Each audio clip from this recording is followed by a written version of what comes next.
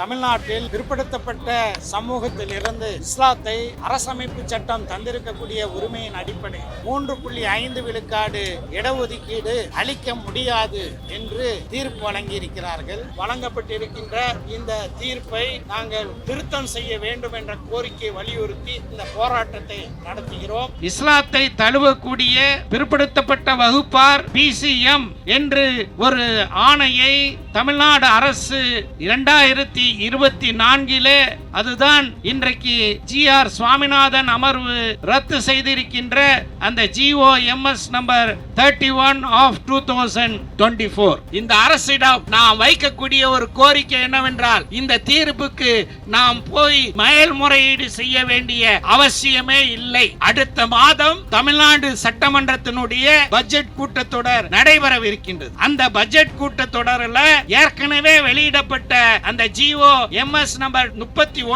அதுல ஒரு சின்ன திருத்தம் அமெண்ட்மெண்ட் மட்டும் செய்ய வேண்டும். இந்த GR சுவாமிநாதனுக்கு மணிக்கட்ட வேலைக்கூடிய வேலையை இந்த அரசு செய்ய வேண்டும். அதற்காக இந்த அரசாணையில நாங்கள் பரிந்துரைக்கக்கூடிய அந்த திருத்தத்தை செய்ய வேண்டும், செய்வீர்கள் என்று நம்புகிறோம். நிச்சயமாக அது செய்யப்பட வேண்டும். சமீபத்தில் சென்னை உயர்நீதிமன்றத்தினுடைய மதுரை அமர்வில் நீதியரசர் GR சுவாமிநாதன் தலைமையிலான அமர்வு ஒன்று தமிழ்நாட்டில் பிற்படுத்தப்பட்ட சமூகத்தில் இருந்து இஸ்லாத்தை அரசமைப்பு சட்டம் தந்திருக்கக்கூடிய உரிமையின் அடிப்படை ஏற்கக்கூடிய பிற்படுத்தப்பட்ட மக்களுக்கு BCM என்ற பிற்படுத்தப்பட்ட முஸ்லிம்களுக்கான 3.5 விழுக்காடு இடஒதுக்கீடு அளிக்க முடியாது என்று தீர்ப்பு வழங்கியிருக்கிறார்கள். கடந்த திராவிட முன்னேற்ற கழகத்தின் ஆட்சியில எங்களுடைய கோரிக்கையை குறிப்பாக நான் சட்டமன்றத்தில் பலமுறை உரையாற்றி அன்றைய முதலமைச்சர்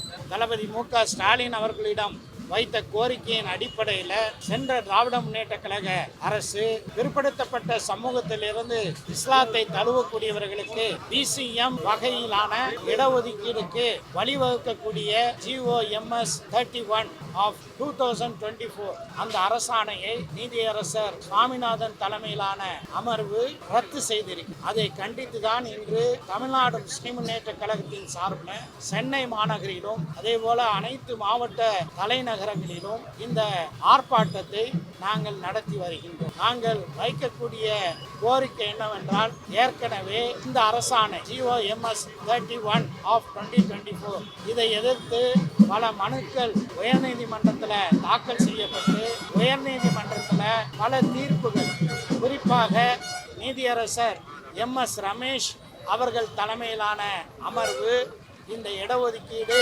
செல்லும் என்று அக்டோபர் 2025 ஒரு தீர்ப்பை கொடுத்திருக்கின்றார். இந்த வழக்கில் தூத்துக்குடி மாவட்டத்தை சேர்ந்த ஒருவர் தன்னுடைய 2 குழந்தைகளுக்கும் BCM சான்றிதழ் பள்ளிக்கூடத்திற்கு கொடுக்க வேண்டும், எனவே தனக்கு BCM சான்றிதழ் வேண்டும் என்று வட்டாட்சியரிடம் விண்ணப்பிக்கிறார். வட்டாட்சியர் மறுக்கிறார்.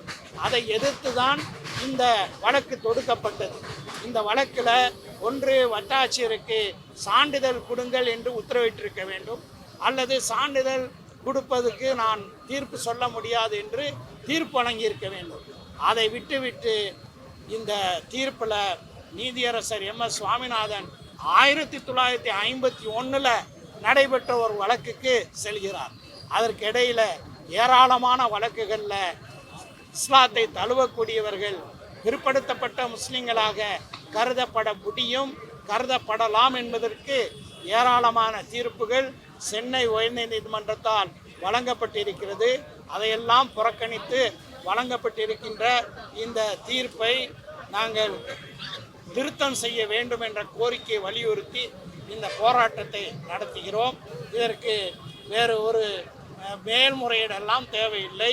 இன்று பதவிக்கு வந்திருக்கின்ற தமிழக வெற்றி கழகம் இந்த அரசாணையில் ஒரு சிறிய திருத்தத்தை மட்டும் செய்து வரக்கூடிய பட்ஜெட் கூட்டத்தொடரில் அதை அந்த சட்ட திருத்தத்தை சட்டமன்றத்தில் தாக்கல் செய்து அந்த திருத்தம் மேற்கொள்ளப்பட்டால் நிச்சயமாக GR சுவாமிநாதன் வழங்கிய தீர்ப்பில் அடங்கியிருக்கக்கூடிய தீமைகள் எல்லாம் கலைந்து போகும்.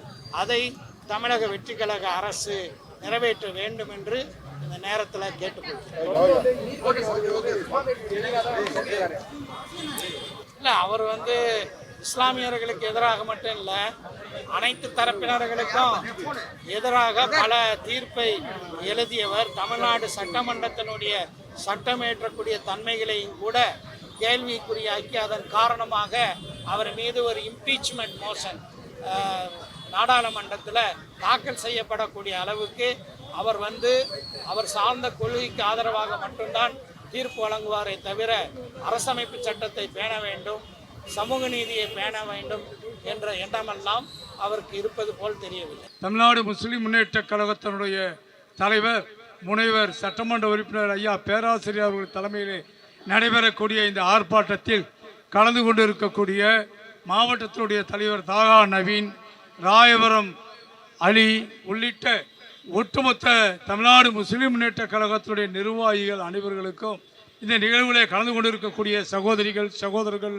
பாதுகாப்பு பணியில் இருக்கக்கூடிய காவல்துறை தோழர்கள் அனைவர்களுக்கும் வல்ல இறைவனுடைய பாதுகாப்பு கிடைக்க கிடைக்க துவா செய்கிறேன். அருமை சகோதரர்களே, தமிழ்நாடு முஸ்லிம் முன்னேற்ற கழகம் தொடங்கப்பட்டு முதல் போராட்டம் இடஒதுக்கீடுக்காக தான் நம்முடைய உணர்வுகளை வெளிப்படுத்தணும். நம்முடைய உணர்வுக்கு மதிப்பளித்து கலைஞர் அவர்கள் இடஒதுக்கீடு 3.5 வழங்கினாங்க. 50% இடஒதுக்கீடுல 30 பிசி ஆக்கி அந்த 30 பிசியில் உள்ஒதுக்கீடு 3.5 முஸ்லிம்களுக்கு கலைஞர் அவர்கள் வழங்கினாங்க. அந்த இடஒதுக்கீடு இப்போ ஒரு 1000 பேர் வேலைக்கு சேர்ந்தாங்கன்னா அதில் 3.5 35 முஸ்லிம்களுக்கு தமுமுக போராடி கலைஞர் வழங்கி இன்னைக்கு அரசு பணியில் இருக்காங்க. இந்த நிலையில் நமக்கு வழங்கியிருக்கக்கூடிய அந்த இடஒதுக்கீடுல இஸ்லாத்துக்கு வரக்கூடிய அந்த தோழர்களுக்கு இடஒதுக்கீடு கொடுத்து கொண்டு வந்ததை எதிர்ப்பு தெரிவித்து நீதிமன்றத்துக்கு போனாங்க. நீதிமன்றம் கொடுக்கலாம் சொல்லி உத்தரவு போட்டது. அந்த உத்தரவை சாமிநாதன் அவர்கள் ரத்து செஞ்சிருக்காங்க. இந்த சாமிநாதன் அவர்கள் 2025ஆம் ஆண்டு இந்தியாவில் இருக்கக்கூடிய ஒட்டுமொத்த எதிர்க்கட்சிகளும் நாடாளுமன்றத்திலே தீர்மானம் கொண்டு வந்து இவரை பணி நீக்கம் செய்ய வேண்டும், இவர் அரசியலமைப்பு சட்டத்துக்கு எதிராக உண்மையாக ஒரு சைடாக செயல்படுகிறார் என்று சகோதரி திமுகவுடைய மகளிர் அணி தலைவர் சகோதரி கனிமொழி உள்ளிட்ட அனைத்து கட்சிகளும் சேர்ந்து சபாநாயகரிடம் மனு கொடுத்தார்கள் 2025. அது கொடுக்கப்பட்ட மனு அப்படியே இருக்கு. ஏன்னா இவருக்கு வேண்டப்பட்ட ஆட்சியாளர்கள் இருக்கின்ற காரணத்தால் நடைமுறைப்படுத்தலை. இதுக்கு முன்னாடி இருந்த நீதிபதிகளுக்கெல்லாம் உச்ச நீதிமன்றத்தில் நாடாளுமன்றத்தில் இதுபோன்று மனு கொடுத்தால் அவர்களே விலகிக் கொள்வார்கள், ராஜினாமா செய்து கொள்வார்கள். தமிழ்நாட்டில் கூட சில அந்த மாதிரி பண்ணியிருக்காங்க. ஆனால் இவர்கிட்ட அந்த உணர்வு இல்லை. ஆக இந்த நிகழ்வு மூலமாக நான் உங்களிடம் கேட்டுக்கொள்வதெல்லாம், தமிழ்நாடு முழுவதும் இந்த ஆர்ப்பாட்டம் நடைபெறுகின்றது. தலைவர் அவர்கள் சொல்லக்கூடிய கருத்தை நானும் அதை வழிமொழிவேன், வந்திருக்கக்கூடிய மக்களும் வழிமொழிவார்கள். ஆனால் உங்களிடம் கேட்டுக்கொள்வதெல்லாம், உங்களுடைய பிள்ளைகளை வழக்கறிஞர்களாக படிக்க வச்சு நீதிபதி பரீட்சை எழுதி அரசு பணி வர்றதுக்கு முயற்சி பண்ணுங்கள் என்பதை கேட்டுக்கொண்டு இந்த நிகழ்ச்சி ஆர்ப்பாட்டத்தை சிறப்பாக ஏற்பாடு பண்ணியிருக்க ஒட்டுமொத்த தோழர்களுக்கும் நன்றி கூறி நிறைவு செய்கின்றேன். அஸ்ஸலாமு அலைக்கும். சகோதரர்களே, சகோதரிகளே,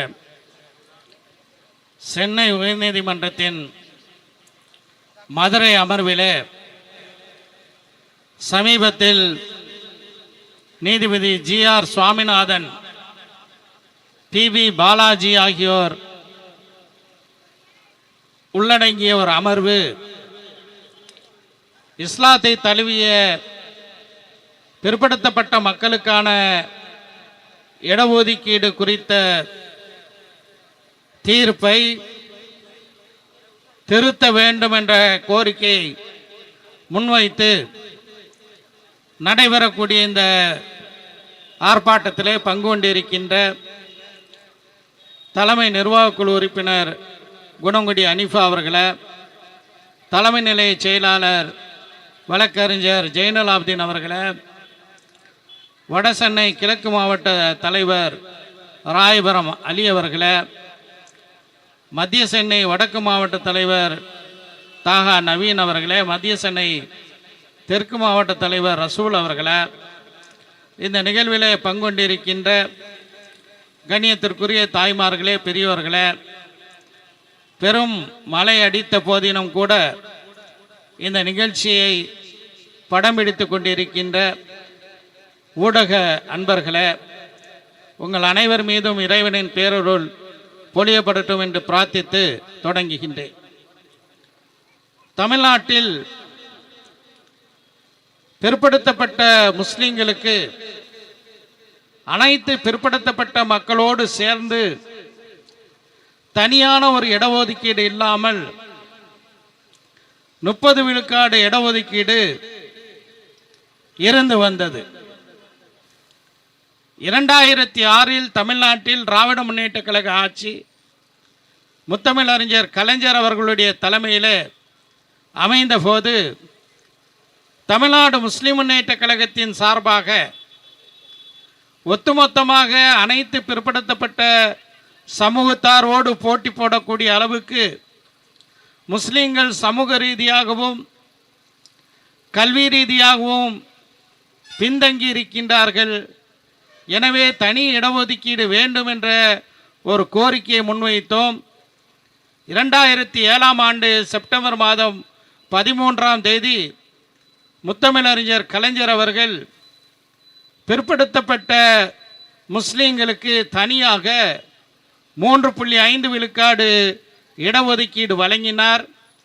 அந்த இடஒதுக்கீடின் பலனாக பிற்படுத்தப்பட்ட முஸ்லிம் சமூகத்தை சார்ந்தவர்கள் அரசு பணிகளிலும் அதேபோல பல்வேறு கல்வி நிறுவனங்களிலும் இடங்களை பெற்று பயனடைந்து வருகிறார்கள். இந்த நிலையிலே தான் மிக முக்கியமான ஒரு கோரிக்கையாக இந்த பிற்படுத்தப்பட்ட முஸ்லிம்களுக்கு வழங்கப்பட்ட இந்த 3.5 விழுக்காடு இடஒதுக்கீடு இது குறித்து உயர்நீதிமன்றத்தில் வழக்குகள் தொடுக்கப்பட்டு அந்த வழக்குகளிலே இந்த இடஒதுக்கீடு செல்லுபடியாகும் என்று தீர்ப்புகள் வழங்கப்பட்டது.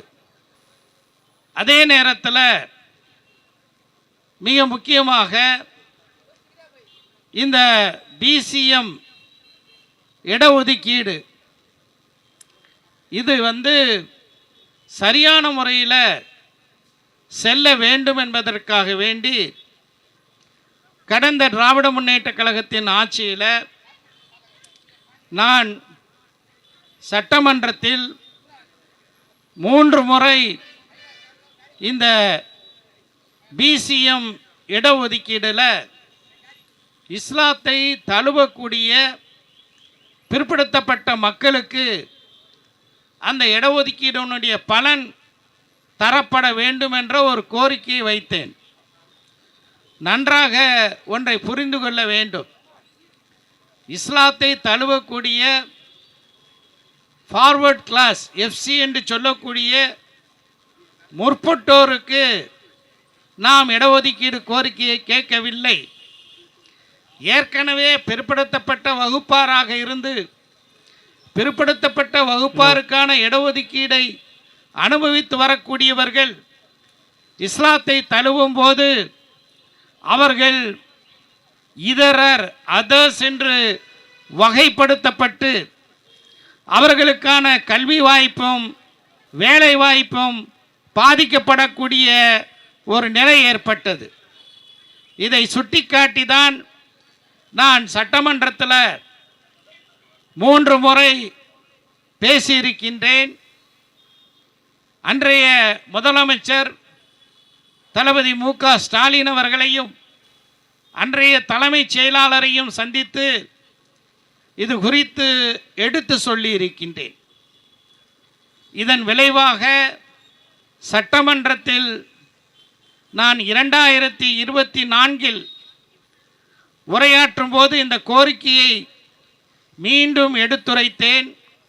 அது ஆளுநர் வரைக்கு நன்றி தெரிவித்து நடைபெறக்கூடிய விவாதத்தில் அந்த கோரிக்கையை எடுத்து வைத்தேன். அந்த விவாதத்துக்கு பதிலளித்து பேசிய அன்றைய முதலமைச்சர் மு.க. ஸ்டாலின் அவர்கள் என்னுடைய பெயரை குறிப்பிட்டு என்னுடைய கோரிக்கையை குறிப்பிட்டு சட்ட வல்லுநர்களுடன் பேசி இதற்கான உத்தரவு பிறப்பிக்கப்படும் என்று சட்டமன்றத்திலே குறிப்பிட்டார். சொன்ன மாதிரியே சட்ட வல்லுநர்களுடன் கலந்து பேசி இஸ்லாத்தை தழுவக்கூடிய பிற்படுத்தப்பட்ட வகுப்பார் பிசிஎம் பேக்வர்ட் கிளாஸ் முஸ்லிம்ஸ் என்று வகைப்படுத்தப்படுவார்கள் என்ற ஒரு தீர்ப்பை, ஒரு ஆணையை தமிழ்நாடு அரசு 2024 அதுதான் இன்றைக்கு ஜிஆர் சுவாமிநாதன் அமர்வு ரத்து செய்திருக்கின்ற அந்த GOMS நம்பர் 31 ஆஃப் 2024 அந்த ஜிஓவை தான் இஸ்லாத்தை தழுவக்கூடிய பிற்படுத்தப்பட்ட மக்களுக்கான இடஒதுக்கீடை அவர்கள் பிசிஎமாக கருதப்பட வேண்டும் என்ற அந்த ஜிஓவை தான் இப்போது ஜிஆர் சுவாமிநாதன் அமர்வு ரத்து செய்திருக்கின்றது. ஒன்றை தெளிவாக புரிந்து கொள்ள வேண்டும். ஏற்கனவே இஸ்லாத்தை தழுவக்கூடியவர்கள் பிசிஎமாக கருதப்பட்டார்கள். ஆனால் அதற்கான அரசாணை இல்லை. அப்படியான ஒரு சூழல்ல பல்வேறு வழக்குகளில் நேரம் கருதி நான் மிக சுருக்கமாக சொல்கிறேன். ஒவ்வொரு வழக்கையும் என்னால் குறிப்பிட்டு பேச முடியும். பல்வேறு வழக்குகளில் சென்னை உயர்நீதிமன்றத்தினுடைய பல்வேறு நீதியரசர்கள், நீதியரசர் ஹரி பரந்தாமனாக இருக்கட்டும், நீதியரசர் MS ரமேஷ், அதே போல நீதியரசர் சக்திவேல் அடங்கிய அமர்வாக இருக்கட்டும், அதே போல மீண்டும் இன்னொரு வழக்கில் நீதியரசர் MS ரமேஷ் தலைமையிலான அமர்வாக இருக்கட்டும், அனைவரும் இஸ்லாத்தை தழுவக்கூடிய பிற்படுத்தப்பட்ட மக்கள் பிசிஎம் என்று கருதப்படுவது சட்டபூர்வமானது என்று தீர்ப்பு வழங்கியிருக்கிறார்கள். இந்த நிலையிலே தான் தூத்துக்குடி மாவட்டம் கயத்தார் பகுதியைச் சேர்ந்த ஒரு சகோதரர் ஷமீல் அகமது, அவர் 2015 பிற்படுத்தப்பட்ட சமூகத்திலிருந்து இஸ்லாத்தை தழுவுகிறார். அப்படி தழுவியவர், அவருடைய குடும்பமும் இஸ்லாத்தை தழுவுகிறது. அவர்களுக்கு ஷமீம் அகமதுக்கு 2 குழந்தைகள், 10 வயது பையன், 8 வயது பையன். இவர்களுக்காக வேண்டி பிற்படுத்தப்பட்டோர் சான்றிதழ், இந்த பிசிஎம் சான்றிதழ் பெறுவதற்காக வேண்டி உள்ளூர் வட்டாட்சியரை, தாசில்தாரை அவர் அணுகும்போது அந்த தாசில்தார் உங்களுக்கு பிசிஎம், நீங்கள் மதம் மாறியவர்கள், உங்களுக்கு பிசிஎம் சான்றிதழ் தர முடியாது என்று மறுத்திருக்கின்றார். தாசில்தார் மறுத்துவிட்ட அந்த நிலையிலே இந்த ஷமீல் அகமது நீதி வேண்டி சென்னை உயர்நீதிமன்றத்தினுடைய மதுரை கிளையில் வழக்கு தாக்கல் செய்கிறார். எப்போது அந்த வழக்கை தாக்கல் செய்கிறார் தெரியுமா? 2022 தாக்கல் செய்யப்பட்ட வழக்கு. 2022 இருந்து அமைதியாக இருந்த அந்த வழக்கை இப்போது நீதியரசர் ஜிஆர் சுவாமிநாதன் அமர்வு விசாரணைக்கு ஏற்று அந்த அரசாணையை, அதாவது இஸ்லாத்தை தழுவுவதற்கான பிசிஎம் அந்தஸ்தை கொடுக்கக்கூடிய அந்த அரசாணையை இந்த அமர்வு ரத்து செய்திருக்கின்றது. இந்த தீர்ப்பு அரசியல் சட்டத்தினுடைய விழுமியங்களுக்கு எதிரான தீர்ப்பு என்பது மட்டுமல்ல, இதே சென்னை உயர்நீதிமன்றத்தினுடைய பல்வேறு நீதியரசர்கள், நீதியரசர் MS ரமேஷ் தலைமையிலான டிவிஷன் பெஞ்ச் என்று சொல்வார்கள், அப்படிப்பட்ட அமர்வு கொடுத்த அந்த தீர்ப்புக்கெல்லாம் முரணாக கேட்கக்கூடியவர் என்ன சொல்றாரு? தாசில்தார் எனக்கு பிசிஎம் சான்றிதழ் தர மறுக்கிறார். இது நீங்கள் உத்தரவிட வேண்டும் என்று சொன்னால் என்னால் உத்தரவு போட முடியாது என்று அந்த வழக்கை தள்ளுபடி செய்திருக்கலாம். ஆனால் அதற்கு பல படி மேலே சென்று தன்னுடைய கொள்கையினுடைய அடிப்படையில் ஒரு தீர்ப்பை எழுதி இந்த GO நம்பர் MS 31 அதாவது திமுக ஆட்சி போட்ட அந்த அரசாணையை ரத்து செய்திருப்பது ஒரு அநீதமான அக்கிரமமான, ஓரவஞ்சனையான, ஒரு பாரபட்சமான தீர்ப்பு என்பதில் மாற்று கருத்து இருக்க முடியாது. இந்த தீர்ப்பை ரத்து செய்ய வேண்டும், அதை திருத்தி அமைக்க வேண்டும் என்ற கோரிக்கையும் வலியுறுத்தி இந்த போராட்டத்தை நாம் நடத்தி கொண்டிருக்கின்றோம். இப்போது புதிதாக பொறுப்பேற்றிருக்கின்ற தமிழக வெற்றி கழக அரசு அதனுடைய கொள்கையில நாங்கள் அனைவருக்கும் சமூக நீதியை நிச்சயமாக பராமரிப்போம். எங்களுடைய அரசும் மதசார்பற்ற அரசுதான், எங்களுடைய அரசும் சமூக நீதிக்கான அரசுதான் என்று சொல்லி இந்த அரசின் கொள்கை தலைவர்களாக, அதாவது தமிழக வெற்றி கழக அரசின் கொள்கை தலைவர்களாக சமூக நீதியை இந்த தமிழ் மண்ணிலே நிலைநாட்டுவதற்கு பாடுபட்ட தந்தை பெரியாராக இருக்கட்டும், பேரறிஞர் அண்ணாவாக இருக்கட்டும், இவர்களை எல்லாம் கொள்கை தலைவர் என்று ஏற்றுக்கொண்டிருக்கக்கூடிய இந்த அரசிடம் நாம் வைக்கக்கூடிய ஒரு கோரிக்கை என்னவென்றால், பலரும் பேசி வருவது போல இந்த தீர்ப்புக்கு நாம் போய் மேல்முறையீடு செய்ய வேண்டிய அவசியமே இல்லை. அடுத்த மாதம் தமிழ்நாடு சட்டமன்றத்தினுடைய பட்ஜெட் கூட்டத்தொடர் நடைபெறவிருக்கின்றது. அந்த பட்ஜெட் கூட்டத்தொடரில் ஏற்கனவே வெளியிடப்பட்ட அந்த GOMS நம்பர் 31 அதில் ஒரு சின்ன திருத்தம், ஒரு சின்ன அமெண்ட்மெண்ட் மட்டும் செய்ய வேண்டும். அந்த அமெண்ட்மெண்ட் என்ன என்பதை நிச்சயமாக இந்த அரசுக்கு உரிய வகையில் உரிய நேரத்தில் மனிதநேய மக்கள் கட்சியின் சார்பாக, தமிழ்நாடு முஸ்லிம் முன்னேற்ற கழகத்தின் சார்பாக நாங்கள் சொல்வோம்.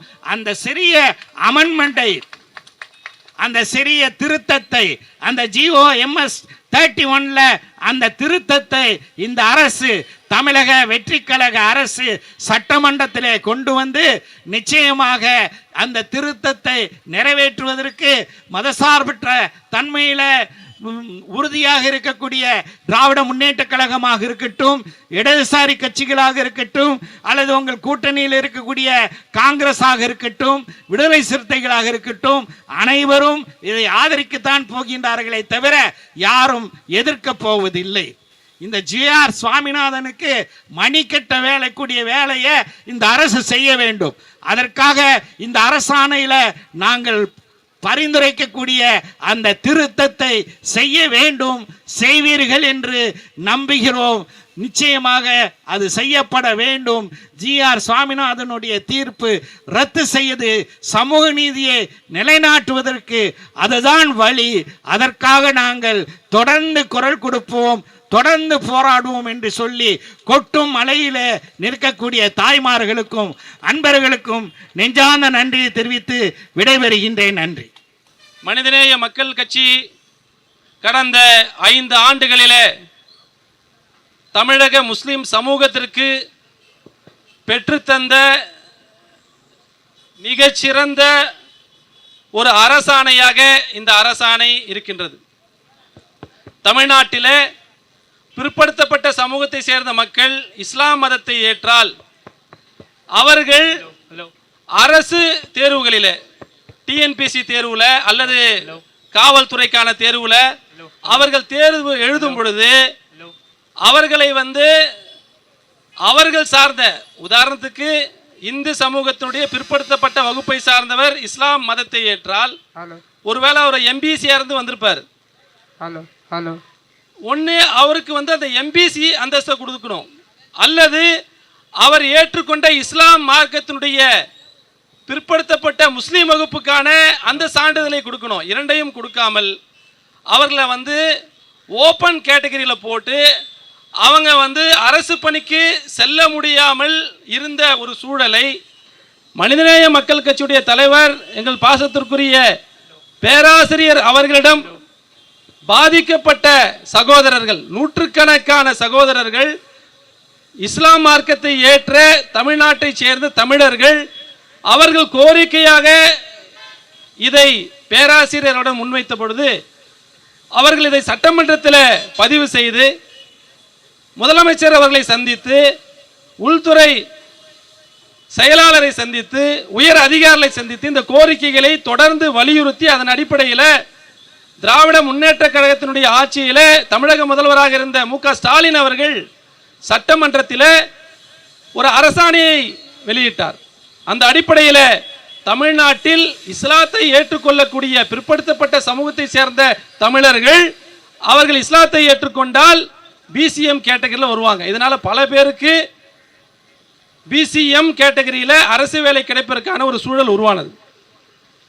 அப்ப இதை சங்கிகள் எதிர்த்து கொண்டிருக்கின்றார்கள். ஏன் எதிர்க்கிறாங்க? இதை உண்மையிலே எதிர்க்கணும்னா முஸ்லிம்கள் தான் எதிர்க்கணும். ஏன்னா ஏற்கனவே 3.5% இடஒதுக்கீட்டில் குறைந்த அளவு இடஒதுக்கீட்டில் இருக்கக்கூடியவர்கள் அதை 5% அதிகரிக்க வேண்டும் என்ற கோரிக்கை இஸ்லாமிய சமூகம் இன்றைக்கு தொடர்ச்சியாக வைத்துக் கொண்டிருக்கின்றது.